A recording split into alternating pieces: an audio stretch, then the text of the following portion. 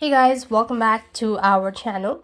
In this guide video, I'll be showing you the procedure on how can you see who rewatched your story on Snapchat. To see who rewatched your story on Snapchat, you actually need a Snapchat Plus or a Snapchat subscription. So this feature isn't available in the free account.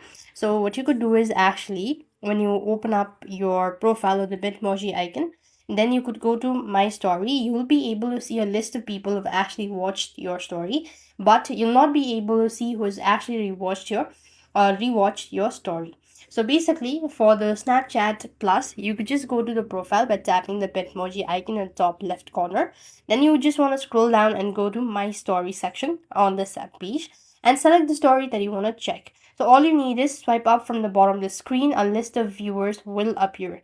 And if you have a Snapchat Plus, you will see the eye emoji with a number next to it for the stories that have been rewatched. So that's the way you could see a rewatch, or that's the way you could see who rewatched your story on Snapchat. That's all for this video. I hope the video was helpful.